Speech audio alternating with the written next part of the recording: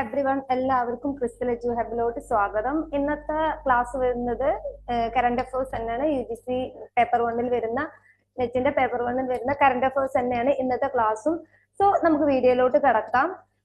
What is the primary aim of the one nation one subscription scheme recently approved by the union cabinet? അതായത് നമ്മുടെ കേന്ദ്ര cabinet ഈ അടുത്ത് approval ചെയ്തിട്ടുള്ള ഒരു പദ്ധതിയാണ് one nation and one subscription എന്ന് പറഞ്ഞാൽ അതിന്റെ ഏറ്റവും പ്രധാന എയിം എന്താണ്, ലക്ഷ്യം എന്താണ് എന്ന് ചോദിച്ചിട്ടുള്ളത്. സോ നമുക്ക് ഓപ്ഷനിലോട്ട് കടക്കാം. To promote digital literacy in rural area, അതായത് നമ്മുടെ ഈ ഗ്രാമങ്ങളിലെ ഡിജിറ്റൽ ആയിട്ടുള്ള സാക്ഷരത, അതായത് ഡിജിറ്റൽ ഉദ്ദേശിച്ചത് നമ്മൾ ടെക്നോളജി പരമായിട്ടുള്ള സാക്ഷരത പ്രൊമോട്ട് ചെയ്യുക എന്നുള്ളതാണ് first option. Second, to provide nation wide access to scholar research article and journal, അതായത് നമ്മുടെ റിസർച്ച് ആർട്ടിക്കിൾ ആൻഡ് ജേണലില് നമ്മുടെ നാഷണലില് കുറച്ചും കൂടി ഇമ്പോർട്ടൻസ് എല്ലാ സ്ഥലത്തും എത്തുന്ന രീതിയിൽ അത് പ്രൊവൈഡ് ചെയ്യുക എന്നുള്ളതാണ് സെക്കൻഡ്.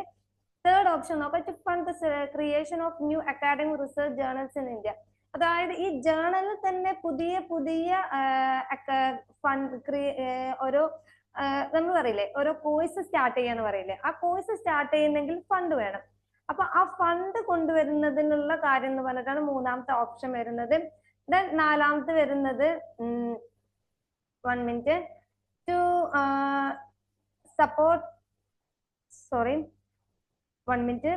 നാലാമത്തെ option to support the development of open source library system എന്നാണ്. അതായത് ഓപ്പൺ സോഴ്സ് എന്ന് പറഞ്ഞാല് വിത്തൗട്ട് നമുക്ക് ഫീ ഇല്ലാതെ ഫ്രീ ആയിട്ട് നമുക്ക് കയറി ചെല്ലാൻ പറ്റുന്ന ഒരു ഓപ്പൺ സോഴ്സ് ആയിട്ടുള്ള ലൈബ്രറി സിസ്റ്റത്തെ കൊണ്ടുവരുന്നതിന് സപ്പോർട്ട് ചെയ്യുക എന്നുള്ളതാണ് ഫോർത്ത് ഓപ്ഷൻ. അപ്പൊ ആൻസറിലോട്ട് നോക്കാം. ആൻസറിലോട്ട് നോക്കുന്ന സമയത്ത് ബി ആണ് ഇതിന് ആൻസർ വരുന്നത്. സോ ബി വരുന്നത് to provide nation wide access to scholarly research articles and journals.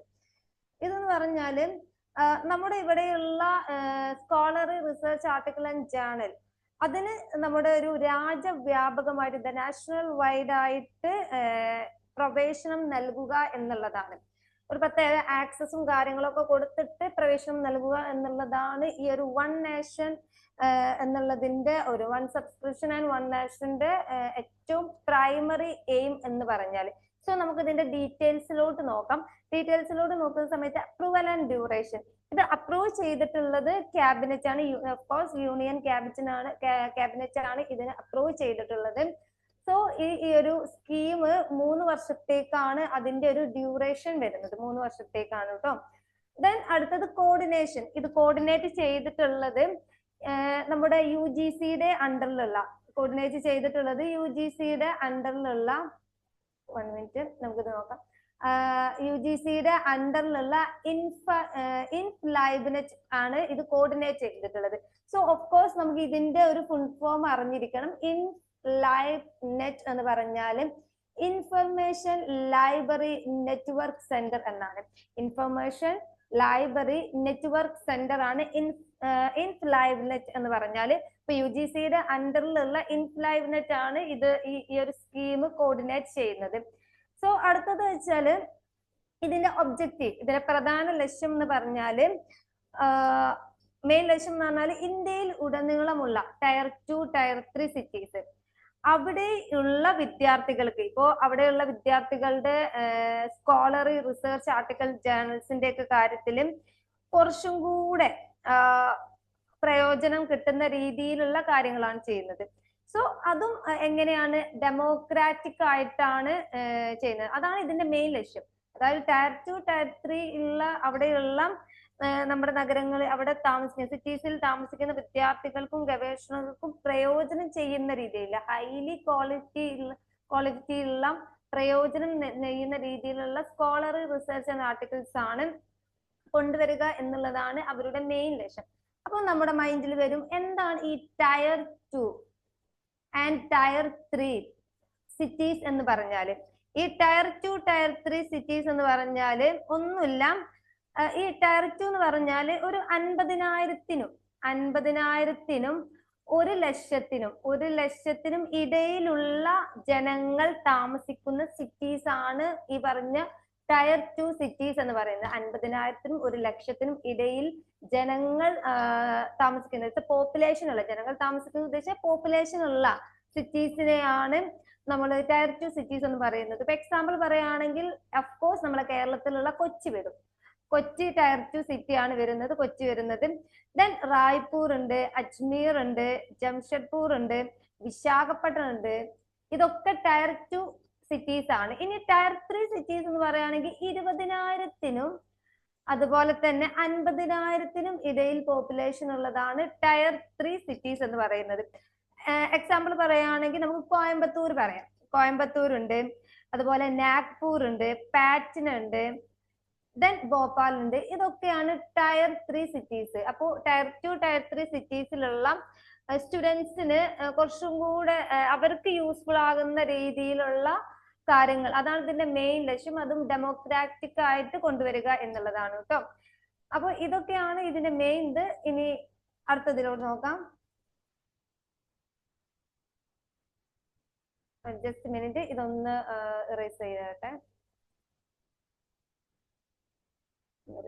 കേട്ടോ.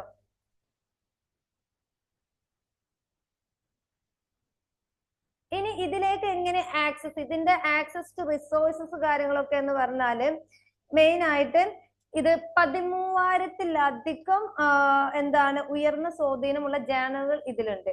ദ ഹൈ ഇമ്പാക്ട് ജേണൽസ് ഉണ്ട്. എത്ര? 13,000-ൽ കൂടുതലായിട്ടുണ്ട്. അത്രയും കൂടുതൽ ജേണൽസ് ഇതിൽ വരുന്നുണ്ട്.